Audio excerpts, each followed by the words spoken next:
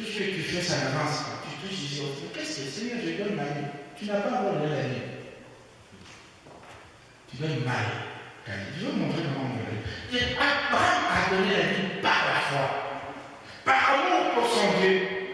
Toi, tu donnes par crainte. Oh, on va dire que je n'ai pas donné. Qui va dire ça? C'est lui qui va dire voilà, frère, avec son Dieu. Ce n'est pas ton problème. Toi, tu donnes. Alléluia.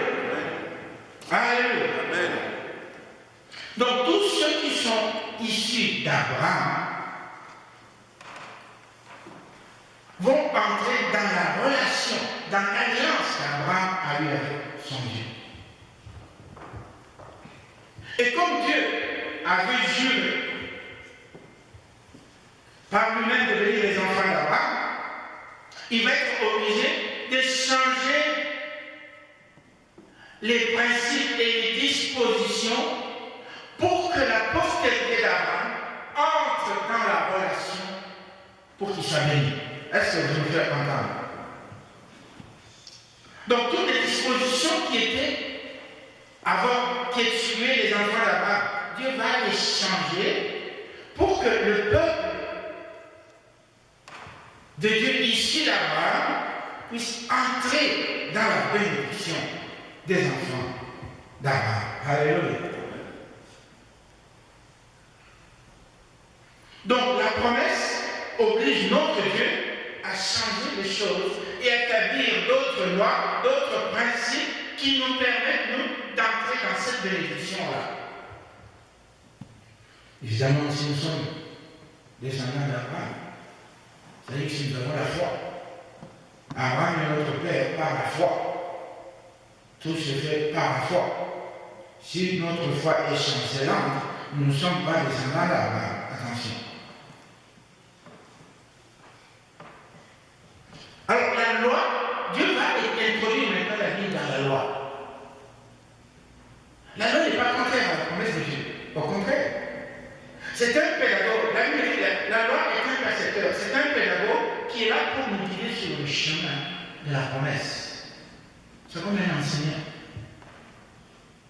La loi. Elle nous enseigne comment accéder à la promesse de l'Éternel.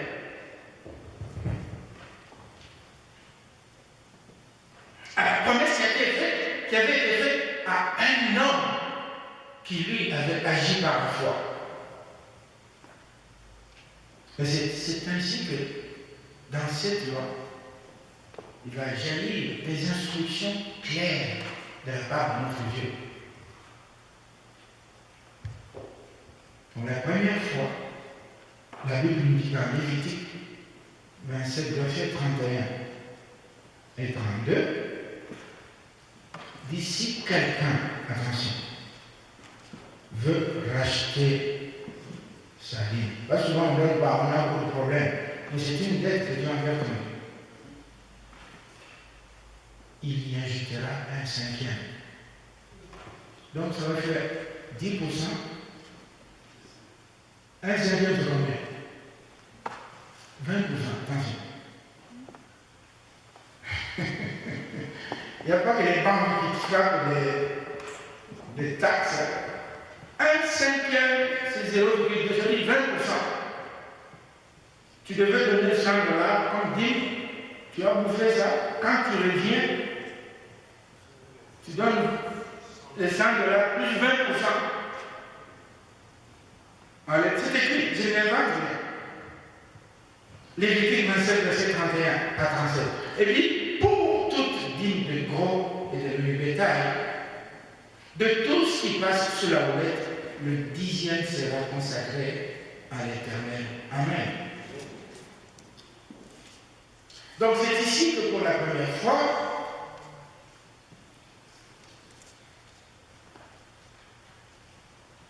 Dieu établit la vie dans la loi pour nous aider à la comprendre et à la pratiquer, pour nous faire entrer dans les promesses faites à Abraham.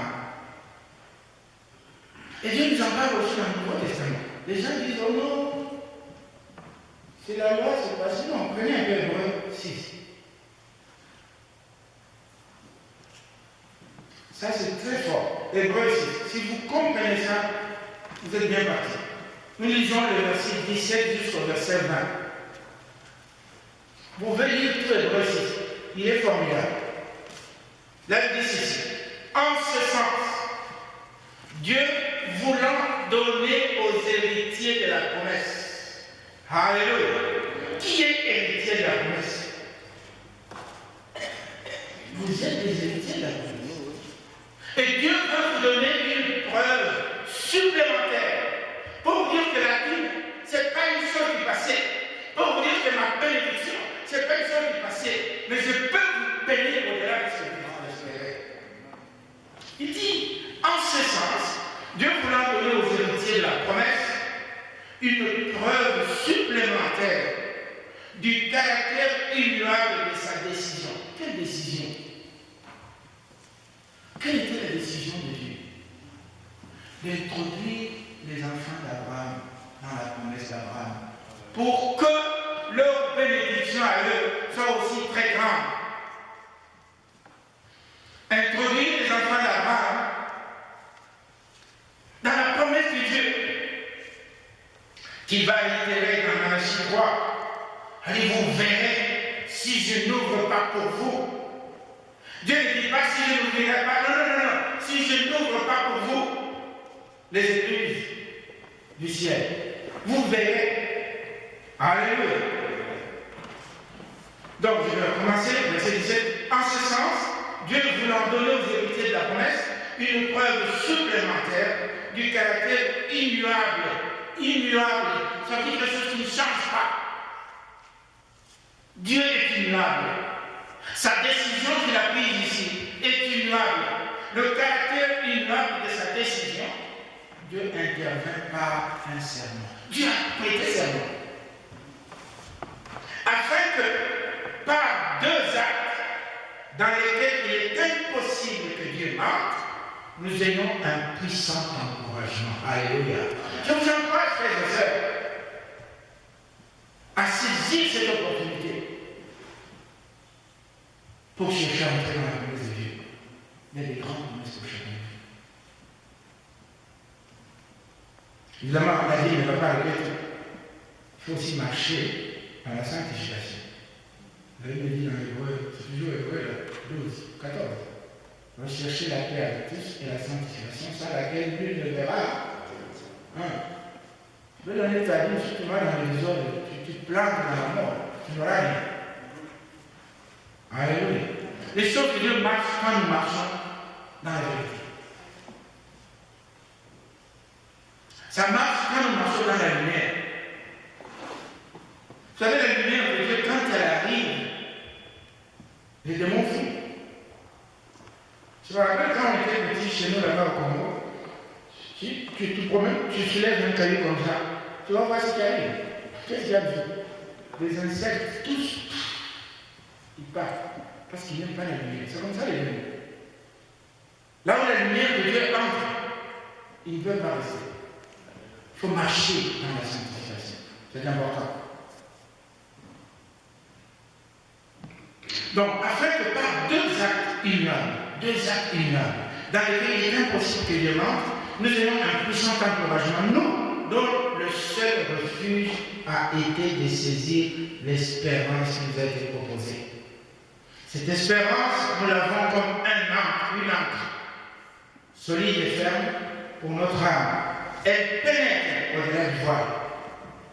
Là où Jésus est entré pour nous, comme persécuteur, non, précurseur, devenu pour nous souverain sacrificateur selon l'ordre de Melchisédek. Amen.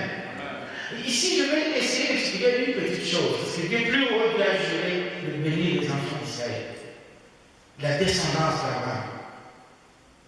Il dit pour vous montrer que je vais vraiment vous bénir. Ça, c'est au Nouveau Testament. Je vais jurer par moi-même. Parce qu'il a regardé devant lui, il n'y a personne plus grand que lui. Derrière lui, il n'y a personne plus grand que lui. Je jure par moi-même que je vais vous bénir. Alléluia. Ça c'est fort. C'est fort. Dieu a juré. L'Éternel des armées a juré qu'il va me bénir. Est-ce que je peux même hésiter pour croire à une telle parole?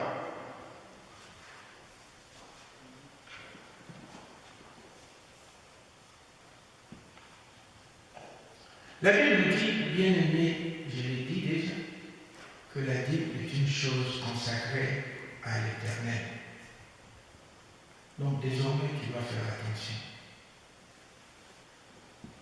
Il y a beaucoup de gens qui disent que si tu vas dans une église, on demande la dîme, quitte. Tu vas la perdre. Si quelqu'un te dit que tu ne dois pas donner la dîme, il te raconte des histoires. Il ne veut pas que tu sois béni. Satan a beaucoup de tactiques. Il suffit qu'un petit rien soit tordu pour que le reste ne vaille pas la peine de l'éternel notre vie.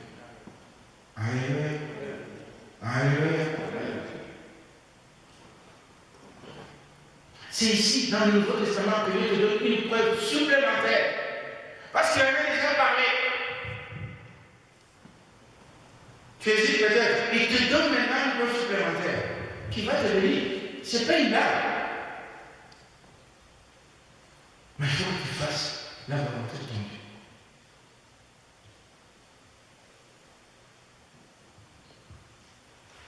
Donc la Bible est un interdit. Ce qui est bibliquement interdit est réservé à Dieu. Il ne faut pas y toucher le corps. Tu ne dois pas manger la vie, ce n'est pas à toi. C'est un vol.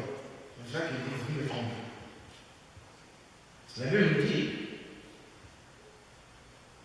les choses cachées sont à l'Éternel. Alléluia. Et les choses révélées sont à nous et à nos fils. À perpétuité. Il faut regarder. Mais regardez le verset 28. Il faut souligner le mot perpétuité. Parce qu'il dit à perpétuité, toujours jusqu'à la fin des temps. Les choses cachées sont à l'Éternel, notre Dieu, et les choses révélées sont à nous, à nos fils, afin que nous mettions en pratique toutes les paroles de cette loi. Elles sont à nous et à nos fils à perpétuité. Ça ne veut pas dire que maintenant on est sous la grâce et les choses révélées ne sont plus d'actualité, non. La dîme est une chose révélée par Dieu. Elle est d'actualité. Toutes les choses qui sont venues à la croix, toutes les pratiques de l'Ancien Testament qui sont venues à la croix de Christ, n'ont pas tous traversé la croix. Les sacrifices d'animaux n'ont pas traversé la croix. La Bible me dit dans 1 Corinthiens, je pense, 10 versets, je ne sais plus lequel, que tout ce qu'on sacrifie, on le sacrifie à qui? À des démons. Parce que Dieu n'accepte plus d'autres sacrifices sanglants. Non. Il dit, je vais retrouver le passage.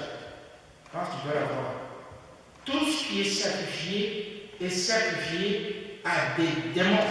Et Dieu ne veut pas que vous ayez de communion avec les démons.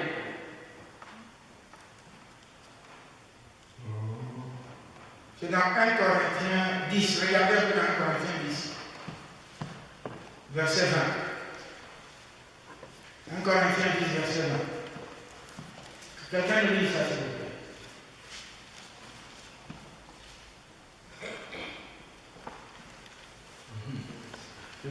Vas-y. Sinon, toute la bénédiction va aller chez le pasteur. Amen. 1 Corinthiens 10, nous lisons, verset 20. Je dis que ce qu'on sacrifie, on le sacrifie à des démons et non à Dieu. Or, je ne veux pas que vous soyez en communion avec les démons. Amen. Ce qu'on sacrifie. Or, les musulmans ont fini leur jeûne de 40 jours, ils vont tuer le mouton, donnez-moi ces morceaux, sacrifier au Dieu. Alléluia. Il ne faut pas toucher à ça. Ce n'est pas pour vous. Ce qu'on sacrifie est sacrifié au Dieu. Les sacrifices se sont arrêtés à la croix. Parce que Christ a donné le sacrifice que le Père a agréé. Le seul. Il n'y a pas un autre. Si on sacrifie ça dans votre famille, ne mange pas. Priez pour la famille. C'est ça seulement. Alléluia. Tout ce qu'on sacrifie, c'est pas pour Dieu. Au Dieu. Si vous avez déjà mangé ça, confesse. Va voir ton pasteur. Va prier. Alléluia. C'est important. Oh, mon voisin musulman, il a tué les...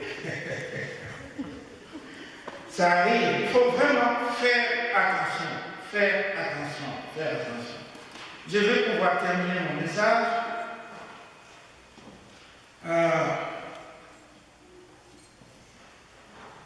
Je disais que tout ce qui est caché est à l'Éternel, et les choses qui sont révélées et sont à nous et à nos fils,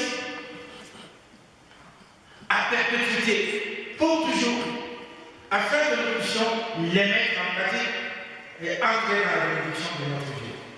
Nous allons lire un autre verset. Donc, vous devez savoir que la vie n'a pas commencé ni avec Abraham, ni dans la loi. Ça a commencé avant, dans le jardin d'Éden. J'ai dit ça. C'est ce que le pasteur nous a dit dans Genèse 2, versets 16 à 17. Il a donné un commandement. Il dit, tu pourras manger de tous les arbres, sauf de celui-là. Ça, c'est pour moi. Touche pas. Il y a des choses que Dieu s'est réservées, frères et sœurs. Quand Dieu dit touche pas, touche pas. Il y a beaucoup de gens qui blaguent. Ils font des phrases sur les pasteurs. Mais Dieu a dit, ne touchez pas moi. Alléluia. Vous dites n'importe quoi. Oh, le pasteur, il est comme ça. Ce n'est pas ton problème. Ce n'est pas toi qui fais les pasteurs. Il faut éviter. C'est un blasphème. Une malédiction que tu as sur toi-même. Si tu veux parler de quelqu'un, parle de toi-même. Alléluia. Ne parle pas de quelqu'un d'autre.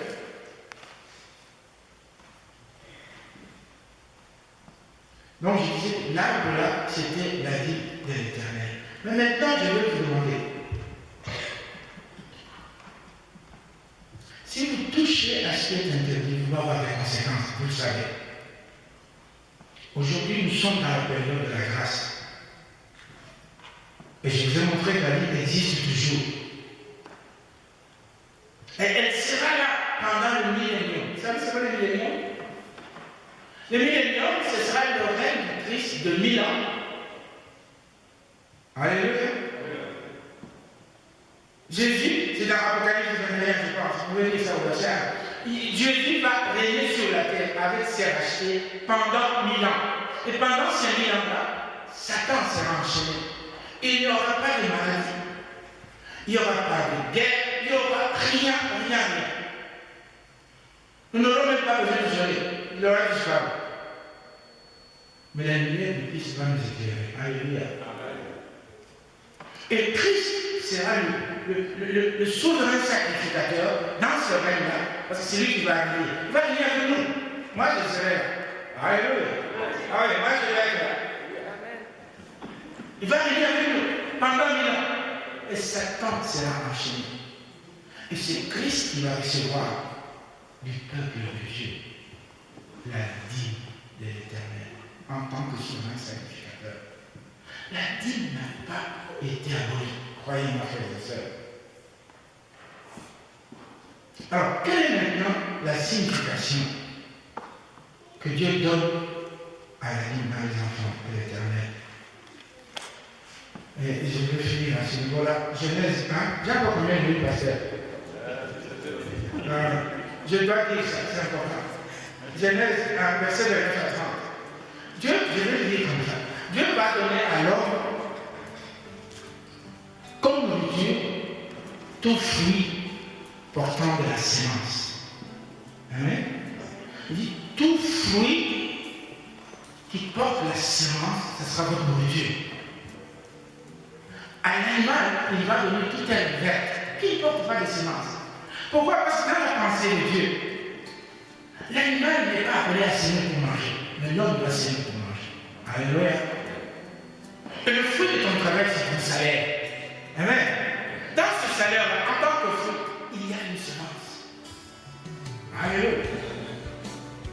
Si tu veux manger l'avocat, quand tu coupes l'avocat, tu tombes d'abord sur le noyau. Avant de manger l'avocat, qu'est-ce que tu manges avec le noyau? Qu'est-ce que tu vas faire? Ah, tu l'enlèves. Alléluia. Tu mets de côté. Tu manges le fruit. C'est la même chose avec la vie de l'Éternel.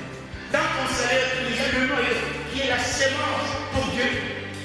Et ce noyau-là, n'y touche pas. Enlève d'abord, mais. Alléluia. Consacre l'Éternel. Oui, Seigneur, voilà le fruit de mon travail. Pourquoi? Parce que la sémence, elle va servir à être plantée dans la bonne terre pour produire un arbre qui va donner le même fruit que tu vas manger les jours à venir. Alléluia. Mais si toi tu manges, déjà la sémence n'est pas blanche. Toi tu essaies de manger les pépins de papaye. Donc la papaye, on met la sauce des pépins. On peut aller. Comme ça, on va voir s'il va manger. Tu prends les pépins de papaye, tu vois? Tu mets dans une assiette, mayonnaise, tout ça. Mange. Tu ne peux pas manger ça. Nous mangeons la semence. La dîme, c'est une semence. Quand tu vas la planter, elle va produire pour que tu continues à manger, à manger, à manger. Est-ce que vous m'avez compris? Que Dieu vous bénisse.